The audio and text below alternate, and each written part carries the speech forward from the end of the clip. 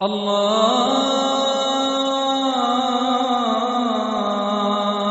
اکبر اللہ اکبر اللہ اکبر اللہ اکبر۔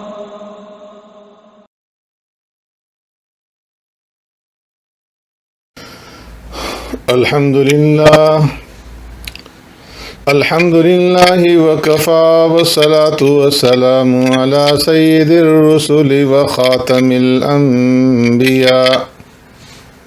اما بعد۔ معزز سامعین و ناظرین، السلام علیکم ورحمۃ اللہ وبرکاتہ۔ آقا نامدار سرور کائنات رحمت دو عالم صلی اللہ علیہ وسلم نے حقوق اللہ کے ساتھ ساتھ حقوق العباد پہلے خود ادا فرمائے اور پھر اس کے بعد اپنی امت کو، ایمان لانے والوں کو بھی ان حقوق کی ادا کرنے کی تلقین فرمائی۔ یہی وجہ ہے کہ پیارے پیغمبر صلی اللہ علیہ وسلم بعثت سے قبل غار حرا میں جب کئی روز تک اللہ رب العزت کی یاد میں خلوت نشینی فرماتے تھے، اور اس پہلے اعتکاف اور خلوت نشینی کے بعد جب آپ کے اوپر پہلی وحی کا نزول ہوا، اس وقت پیارے پیغمبر صلی اللہ علیہ وسلم کو تسلی دیتے ہوئے ام المؤمنین سیدہ خدیجہ الکبریٰ رضی اللہ تعالی عنہا نے پیارے پیغمبر صلی اللہ علیہ وسلم کی جن صفات عالیہ کا تذکرہ کیا، تو اس میں ام المؤمنین نے فرمایا کہ یا رسول اللہ صلی اللہ علیہ وسلم، انک لتصل الرحم وتحمل الکل، بے شک آپ صلی اللہ علیہ وسلم صلہ رحمی کرتے ہیں اور لوگوں کو، کمزوروں، یتیموں اور غریبوں کا بوجھ اٹھاتے ہیں اور ناداروں کے لیے کماتے ہیں، مہمان نوازی کرتے ہیں اور رائے حق میں پیش آنے والی مشکلات میں مدد کرتے ہیں۔ کچھ لوگ آج بالکل ظاہری عبادات کے اوپر اکتفا کرتے ہیں اور نہ تو اس عبادت کے باطنی پہلو کا خیال رکھتے ہیں اور نہ حقوق العباد کو خاطر میں لاتے ہیں، اور اپنے آپ کو اس بات سے تسلی دیتے ہیں کہ ہم ظاہری ارکان اسلام، نماز، روزہ، زکوٰۃ، حج ادا کر رہے ہیں اور یہی ہماری نجات کے لیے کافی ہے۔ اس میں کوئی شک نہیں ہے کہ ظاہری ارکان اسلام پر عمل کرنا بہت بڑی سعادت کی بات ہے، لیکن اس کے ساتھ ساتھ یہ بات بھی ذہن نشین رہے کہ ہر ظاہری عبادت کا ایک باطنی پہلو بھی ہوتا ہے۔ پیارے پیغمبر صلی اللہ علیہ وسلم نے نہ صرف اللہ رب العزت کی ظاہری عبادت کی اور حقوق اللہ کو ادا کیا اور اپنی امت کو ظاہری و باطنی عبادت پہ اخلاص سے عمل پیرا ہونا سکھایا، بلکہ حقوق العباد کی مکمل آگاہی اور اہمیت سے بھی امت کو آشنا فرمایا۔ اسی مناسبت سے آج کی اس محفل کے اندر ہم پیارے پیغمبر صلی اللہ علیہ وسلم کی سیرت کا جائزہ لیتے ہیں کہ آپ صلی اللہ علیہ وسلم نے غرباء کی کس طریقے سے مدد فرمائی۔ چنانچہ ابو ہریرہ رضی اللہ تعالیٰ عنہ سے روایت ہے کہ پیارے پیغمبر صلی اللہ علیہ وسلم نے ارشاد فرمایا کہ بیوہ اور مسکین کی مصلحتوں کے لیے کوشش کرنے والا اللہ کے راستے میں جہاد کرنے والے کی مانند ہے، یا اس شخص کی طرح ہے جو رات کو قیام کرتا ہو اور دن کو روزہ رکھتا ہو۔ اسی طرح حضرت سہل بن سعد رضی اللہ تعالیٰ عنہ سے روایت ہے کہ پیارے پیغمبر صلی اللہ علیہ وسلم نے ارشاد فرمایا، انا وکافل الیتیم کہاتین، کہ میں اور یتیم کی پرورش کرنے والا جنت میں اس طرح سے ساتھ ساتھ ہوں گے جس طرح کہ یہ دو انگلیاں ہیں۔ پیارے پیغمبر صلی اللہ علیہ وسلم نے یہ ارشاد فرماتے ہوئے اپنی جو شہادت اور بیچ والی انگلی ہے، ان دونوں انگلیوں کو ملا کر کے اشارہ فرمایا کہ جس طرح یہ دو انگلیاں آپس میں بالکل قریب ہیں اور ملی ہوئی ہیں، اسی طرح میں اور یتیم کی پرورش کرنے والا جنت میں ساتھ ساتھ ہوں گے۔ اسی طرح ابو ہریرہ رضی اللہ تعالیٰ عنہ سے ایک اور روایت میں مروی ہے کہ پیارے پیغمبر صلی اللہ علیہ وسلم نے ارشاد فرمایا، جو شخص کسی مسلمان کی کوئی دنیاوی تکالیف میں سے کوئی تکلیف دور کرے گا تو اللہ تبارک و تعالیٰ اس کی قیامت کے دن کی مصیبتوں میں سے کوئی مصیبت دور فرمائے گا، اور جو شخص کسی دست کے لیے آسانی پیدا کرے گا اللہ تبارک و تعالیٰ دنیا اور آخرت میں اس کے لیے آسانی پیدا فرمائے گا، اور جو شخص کسی مسلمان کی پردہ پوشی کرتا ہے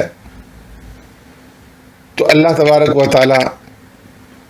دنیا اور آخرت میں اس کی پردہ پوشی فرمائے گا، اور اللہ تبارک و تعالیٰ اپنے بندے کی مدد کرتا رہتا ہے جب تک کہ بندہ اپنے بھائی کی مدد میں لگا رہتا ہے۔ اسی طرح حضرت عبداللہ بن عمر اور حضرت ابو ہریرہ رضی اللہ تعالیٰ عنہما سے روایت ہے کہ پیارے پیغمبر صلی اللہ علیہ وسلم نے ارشاد فرمایا، جو شخص اپنے مسلمان بھائی کی کوئی ضرورت پوری کرنے کے سلسلے میں چلتا ہے اور یہاں تک کہ اس کی ضرورت کو پورا کر دیتا ہے تو اللہ تبارک و تعالیٰ اس پر 5000 فرشتوں کا سایہ کر دیتا ہے۔ وہ فرشتے اس کے لیے اگر دن ہو تو رات ہونے تک اور رات ہو تو دن ہونے تک دعائیں کرتے رہتے ہیں اور اس پر رحمت بھیجتے رہتے ہیں، اور اس کے اٹھنے والے ہر قدم کے بدلے اس کے لیے نیکی لکھی جاتی ہے، اور اس کے رکھنے والے ہر قدم کے بدلے اس کا ایک گناہ مٹا دیا جاتا ہے۔ پیارے پیغمبر صلی اللہ علیہ وسلم نے ایسے تمام لوگوں کی ذمہ داری اپنے اوپر لے رکھی تھی جو قرض کی حالت میں انتقال کر جاتے اور اپنے پیچھے اپنی بیوہ اور یتیم بچے چھوڑ جاتے۔ حضرت ابو ہریرہ رضی اللہ تعالیٰ سے مروی ہے کہ پیارے پیغمبر صلی اللہ علیہ وسلم نے ارشاد فرمایا، میں مومنوں کی جانوں سے زیادہ ان پر متصرف ہوں۔ مومنین میں سے جو فوت ہو گیا اور اس نے قرض کا بوجھ چھوڑا تو اس کی ادائیگی میرے ذمہ ہے، اور جس نے مال چھوڑا تو وہ اس کے وارثوں کا ہے۔ ان تمام احادیث میں غور کرنے سے معلوم ہوتا ہے کہ غریب کی خدمت کرنے کی کس قدر اہمیت اور فضیلت ہے۔ اور آخری حدیث مبارکہ کے مطالعے سے ذہن میں یہ سوال پیدا ہوتا ہے کہ ہم سب مسلمانوں میں سے کتنے خوش نصیب افراد کی قسمت میں پیارے پیغمبر صلی اللہ علیہ وسلم کی اس سنت مبارکہ کی ادائیگی ہے کہ وہ کسی غریب کے فوت ہو جانے کے بعد اس کے قرض کی ادائیگی کا بندوبست کرتا ہو۔ یہ حدیث تمام مسلمانوں کو دعوت فکر دیتی ہے۔ حضرت ابو ہریرہ رضی اللہ تعالیٰ عنہ سے مروی ہے کہ ایک شخص پیارے پیغمبر صلی اللہ علیہ وسلم کی خدمت میں حاضر ہوا اور عرض کرنے لگا، یا رسول اللہ صلی اللہ علیہ وسلم، مجھے سخت بھوک لگی ہے۔ آپ صلی اللہ علیہ وسلم نے اپنے ازواج مطہرات کی طرف کسی کو بھیجا تاکہ گھر میں اگر کوئی کھانے کی چیز ہو تو لے آئے۔ وہ شخص جب ازواج مطہرات کے ہاں گیا تو ان کی ہاں اس نے کوئی چیز نہ پائی، پیارے پیغمبر صلی اللہ علیہ وسلم کو واپس آ کر کے بتایا تو آپ صلی اللہ علیہ وسلم نے ارشاد فرمایا کوئی شخص ہے جو اس مہمان کی اس رات کے اندر مہمان نوازی کرے اللہ رب العزت اس پر رحم فرمائے گا۔ تو انصار میں سے ایک شخص نے عرض کیا کہ اللہ کے رسول صلی اللہ علیہ وسلم میں اس کی مہمان نوازی کروں گا، اور وہ اپنے اس مہمان کو ساتھ لے کر کے اپنے گھر گیا، اپنی بیوی سے جا کر کہا کہ رسول اللہ صلی اللہ علیہ وسلم کے مہمان کی خاطر مدارات کرو، اور کوئی چیز گھر کے اندر ہے تو اسے چھپا کر کے نہ رکھو۔ بیوی نے عرض کیا واللہ میرے پاس تو صرف اس بچی کا کھانا ہے۔ صحابی رسول نے فرمایا کہ جب رات کے کھانے کا وقت آئے تو اس وقت بچوں کو سلا دینا، چراغ بجھا دینا، اور ہم اندھیرے کے اندر جو ہے رات بھوکی گزاریں گے، مہمان یہ سمجھے گا کہ ہم بھی اس کے ساتھ کھانے کے اندر شریک ہیں، جبکہ ہم کھانے میں اس کے ساتھ شریک نہیں ہوں گے تاکہ اس کا پیٹ بھر جائے۔ چنانچہ اس کی بیوی نے ایسا ہی کیا، اور پھر وہ شخص پیارے پیغمبر صلی اللہ علیہ وسلم کی بارگاہ اقدس میں حاضر ہوا تو آپ صلی اللہ علیہ وسلم نے ارشاد فرمایا بے شک اللہ رب العزت خوش ہوا، یا ارشاد فرمایا کہ اللہ رب العزت فلاں مرد اور فلاں عورت کی کارگزاری کے اوپر ہنسا جس طرح کہ ہنسنا اللہ کی شان کے مطابق ہے، اور اللہ رب العزت نے یہ آیت کریمہ نازل فرما دی وَيُؤْثِرُونَ عَلَىٰ أَنفُسِهِمْ وَلَوْ كَانَ بِهِمْ خَصَاصَةٌ وَمَن يُوقَ شُحَّ نَفْسِهِ فَأُولَٰئِكَ هُمُ الْمُفْلِحُونَ۔ اور یہ لوگ اپنے اوپر دوسروں کو ترجیح دیتے ہیں اگرچہ یہ خود سخت ضرورت مند ہوں، اور جو لوگ اپنے نفس کی بخیلی سے بچا لیے گئے تو ایسے ہی لوگ فلاح پانے والے ہیں۔ حضرت ابو موسیٰ اشعری رضی اللہ تعالیٰ سے روایت ہے کہ پیارے پیغمبر صلی اللہ علیہ وسلم نے ارشاد فرمایا کہ قیدی کو چھڑاؤ اور بھوکے کو کھانا کھلاؤ اور مریض کی عیادت کرو۔ ایسے ہی سیدنا ابو ہریرہ رضی اللہ تعالیٰ سے مروی ہے کہ پیارے پیغمبر صلی اللہ علیہ وسلم کی بارگاہ میں عرض کیا گیا یا رسول اللہ صلی اللہ علیہ وسلم اعمال میں سب سے افضل عمل کون سا ہے؟ تو پیارے پیغمبر صلی اللہ علیہ وسلم نے ارشاد فرمایا کہ تم اپنے مومن بھائی کو خوشی پہنچاؤ، یا اس کا قرض ادا کرو، یا اسے کھانا کھلاؤ۔ ایسے ہی علی رضی اللہ تعالیٰ سے مروی ہے کہ پیارے پیغمبر صلی اللہ علیہ وسلم نے ارشاد فرمایا بے شک جنت میں ایسے بالا خانے ہیں جن کا بیرونی حصہ اندر سے اور اندرونی حصہ باہر سے نظر آئے گا۔ یہ سن کر ایک اعرابی نے کھڑے ہو کر عرض کیا اے اللہ کے رسول صلی اللہ علیہ وسلم یہ کس کے لیے ہیں؟ آپ صلی اللہ علیہ وسلم نے ارشاد فرمایا کہ جو اچھی طرح سے بات کرے، کھانا کھلائے، خوب روزہ رکھے، اور اللہ کی رضا کے لیے رات میں نماز پڑھے ایسے وقت میں کہ جب لوگ سوئے ہوئے ہوں۔ اسی طرح حضرت ام ہانی رضی اللہ تعالی عنہ بیان کرتی ہیں کہ میں نے پیارے پیغمبر صلی اللہ علیہ وسلم کی بارگاہ اقدس میں عرض کیا اے اللہ کے رسول صلی اللہ علیہ وسلم مجھے ایسا عمل بتائیے جو جنت واجب کر دے۔ تو پیارے پیغمبر صلی اللہ علیہ وسلم نے ارشاد فرمایا کہ تو اچھی بات کرنے اور کھانا کھلانے کو اپنے اوپر لازم کر لے۔ جو لوگ اپنے رب کی دی ہوئی وسعت اور ترقی کے باوجود ایسے ضرورت مندوں کے لیے خرچ نہیں کرتے، غریبوں کی امداد کرنے کو وہ اپنے اوپر وبال سمجھتے ہیں، تو فرمایا کہ ایسے لوگوں کے بارے میں اللہ رب العزت کا ارشاد ہے خذوہ فغلوا ثم الجحیم صلوا ثم فی سلسلۃ ذرعها 70 ذراعا فاسلکوا انہ کان لا یؤمن باللہ العظیم ولا یحض علی طعام المسکین۔ فرمایا حکم ہوگا کہ اسے پکڑ لو اور اسے توق پہ نہ دو، پھر اسے دوزخ میں جھونک دو، پھر ایک زنجیر میں جس کی لمبائی 70 گز ہے اسے جکڑ دو۔ بے شک یہ بڑی عظمت والے اللہ پر ایمان نہیں رکھتا تھا اور نہ محتاجوں کو کھانا کھلانے پر رغبت دلاتا تھا۔ اسی طرح اللہ پاک نے نیک لوگوں کی صفات کا تذکرہ فرماتے ہوئے سورہ دہر کے اندر ارشاد فرمایا وَيُطِعِمُونَ الطَّعَامَ عَلَى حُبِّهِ مِسْكِينًا وَيَتِيمًا وَأَسِيرًا إِنَّمَا نُطْعِمُكُمْ لِوَجْهِ اللَّهِ لَا نُرِيدُ مِنكُمْ جَزَاءً وَلَا شُكُورًا، اور کھانا کھلاتے ہیں اس کی محبت پر مسکین اور یتیم اور قیدیوں کو، اور ان سے کہتے ہیں ہم تمہیں خاص اللہ کی رضا کے لیے کھانا کھلاتے ہیں، تم سے کوئی بدلہ یا شکر گزاری نہیں مانگتے۔ پیارے پیغمبر صلی اللہ علیہ وسلم نے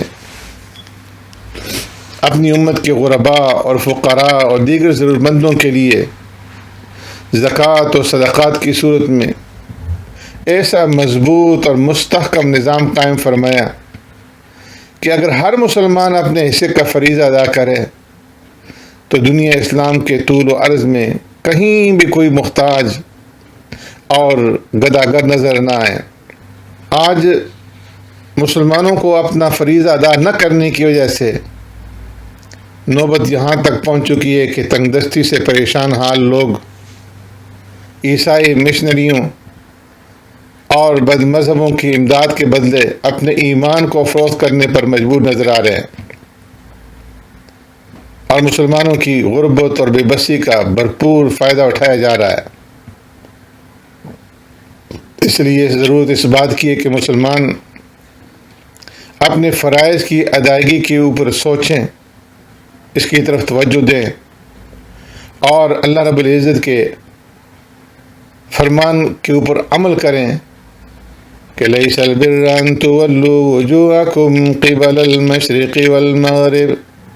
نیکی یہ نہیں ہے کہ مشرق یا مغرب کی طرف منہ کرو، ہاں اصلی نیکی یہ کہ ایمان لائے اللہ پر اور قیامت پر اور فرشتوں اور کتابوں اور پیغمبروں پر، وآت المال علی حبہ ذوی القربى والیتامى والمساکین وابن السبیل، اور اللہ کی محبت میں اپنا عزیز مال دے رشتہ داروں کو، یتیموں کو، مسکینوں کو اور راہگیر مسافروں کو اور سائلوں کو، اور گردنیں چھڑانے میں اور نماز قائم رکھے اور زکوٰۃ دے، اور والموفون بعہدہم اذا عاہدوا، اور جب عہد کرے تو اپنے قول کو، اپنے عہد کو پورا کرے، والصابرین فی البأساء والضراء، اور صبر کرے مصیبت کے اندر اور سختی کے اندر اور جہاد کے وقت میں۔ فرمایا کہ یہی ہیں جنہوں نے اپنی بات سچی کر دکھلائی اور یہی پرہیزگار ہے۔ ایک مقام پہ سورہ بقرہ ہی کے اندر اللہ رب العزت نے ارشاد فرمایا یسألونک ماذا ينفقون، اے محبوب تم سے یہ لوگ پوچھتے ہیں کہ کیا خرچ کریں، قل ما انفقتم من خیر فللوالدین والاقربین والیتامى والمساکین، تم فرماؤ جو کچھ مال نیکی میں خرچ کرو تو وہ ماں باپ اور قریب کے رشتہ داروں اور یتیموں اور محتاجوں اور راہگیر کے لیے، وما تفعلوا من خیر، اور جو کچھ بھلائی تم کرو گے بے شک اللہ تبارک و تعالیٰ اسے جانتا ہے۔ تو اسلام انسان کو حقوق اللہ اور حقوق العباد کی کامل تکمیل کا درس دیتا ہے۔ اس لیے ضرورت اس بات کی ہے کہ غرباء اور محتاجوں، فقیروں، یتیموں اور ضرورت مندوں کی مدد کی جائے، دوسروں کی مدد کرنے، ان کے ساتھ تعاون کرنے اور ان کے لیے روزمرہ کی ضرورت کی اشیاء فراہم کرنے کو دین اسلام نے کار ثواب اور اپنے رب کو راضی کرنے کا نسخہ بتایا۔ رب العالمین نے امیروں کو اپنے مال میں سے غریبوں کو دینے کا حکم دیا ہے۔ صاحب استطاعت پر واجب ہے کہ وہ مستحقین کی اپنی طاقت کے مطابق بھرپور مدد کریں۔ دوسروں کی مدد کرنا،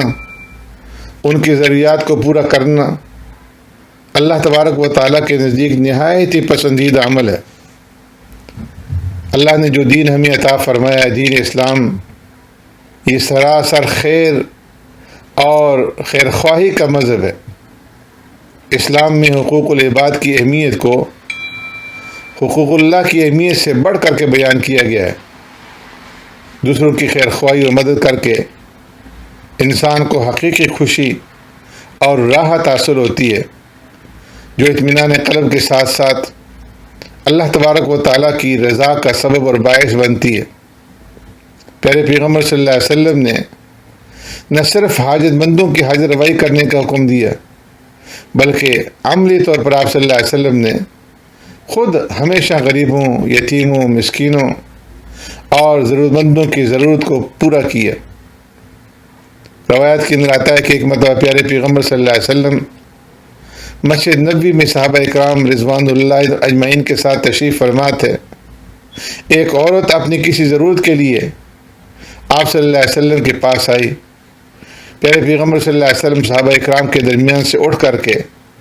اس عورت کے پاس گئے اور دیر تک مسجد نبوی کے صحن میں اس کی باتیں سنتے رہے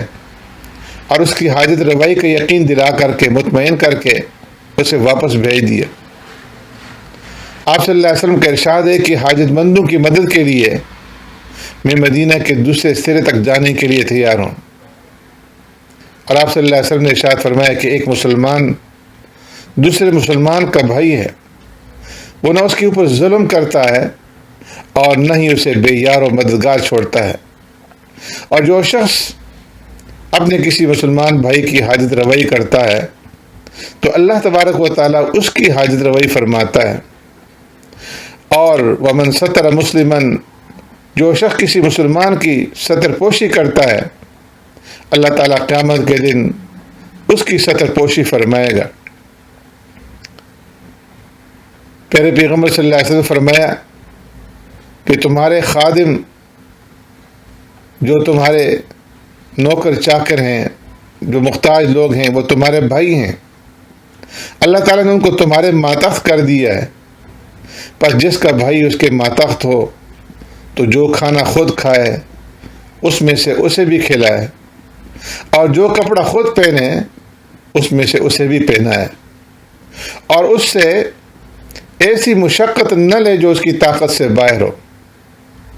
اور اگر اس کی طاقت سے بڑھ کر کوئی کام اس کے سبق کرے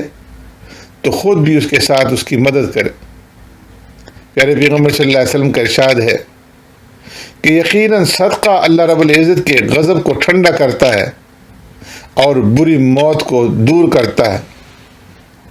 پیارے پیغمبر صلی اللہ علیہ وسلم نے جو ہمیں تعلیمات دی ہیں، آج اگر ہم دیکھیں تو ہم آپ صلی اللہ علیہ وسلم کی ان روشن تعلیمات سے دور ہو رہے ہیں۔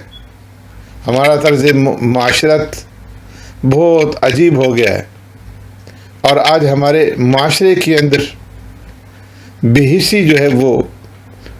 چھائی جا رہی ہے۔ ہمیں اپنے رشتہ داروں اور اپنے ہمسایوں، ضرورت مندوں کے دکھ درد کا احساس ہی نہیں ہے۔ ہم خود تو پیٹ بھر کر کے کھاتے ہیں اور سو جاتے ہیں، لیکن برابر میں جو رہنے والا پڑوسی ہے اس کی بھوک اور اس کی افلاس کی طرف ہم مڑ کر کے بھی نہیں دیکھتے۔ ہمارے پڑوسی کا بچہ جو ہے وہ روٹی کے لیے ترستا ہے، اور ہم اپنے گھر کے اندر اپنے بچوں کے اوپر ضرور سے زائد خرچ کرتے ہیں۔ ہمیں اس بے حسی اور بے جا اسراف کے اوپر شرم بھی نہیں آتی۔ ہمیں فلاح انسانیت کے لیے اپنا طرز زندگی بدلنا ہوگا، جیسا کہ صحابہ اکرام رضوان اللہ اجمعین نے پیارے پیغمبر صلی اللہ علیہ وسلم کے کہنے کے اوپر اپنی جان اور اپنا مال اپنے مسلمان بھائیوں پر نچھاور کر دیا تھا، اور وہ اس کے لیے ہمہ وقت تیار رہتے تھے، اسی طرح ہمیں بھی آج اسلامی تعلیمات کے اوپر عمل پیرا ہونے کی ضرورت ہے۔ ہمیں غور کرنا چاہیے کہ رشتہ داروں، غرباء، مساکین، ہمسایوں اور ملازمین کے ساتھ ہمارا برتاؤ کیسا ہے۔ ہم اسلامی تعلیمات کی خلاف ورزی کر کے کہیں جہنم کا ایندھن تو نہیں بننے جا رہے۔ آج ہمیں خود کو نکھارنے اور اپنے اندر اعلیٰ اوصاف پیدا کرنے کی کوشش کرنی چاہیے۔ دوسروں کی مشکلات اور مسائل کو محسوس کرتے ہوئے ان کا ہاتھ بٹانا چاہیے۔ ہماری مدد اور ہماری معاونت سے اگر کسی کی جان بچ سکتی ہے، کسی کی مشکل آسان ہو سکتی ہے، کسی مجبور کا علاج ہو سکتا ہے اور کسی کے حصول رزق میں مدد ہو سکتی ہے، کسی مجبور بیٹی کی شادی ہو سکتی ہے، کسی کے بچوں کے تعلیم کا انتظام ہو سکتا ہے، تو یہ ہمارے لیے باعث اعزاز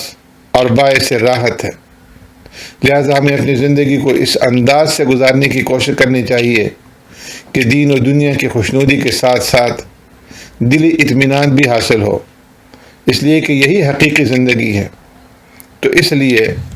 اس وقت جو پریشانی ہمارے مسلمان بھائیوں کے اوپر سیلاب کی شکل کے اندر آئی ہوئی ہے، ہمیں چاہیے کہ ہم دل کھول کر کے اپنے ان بھائیوں کو دوبارہ سے آباد کرنے اور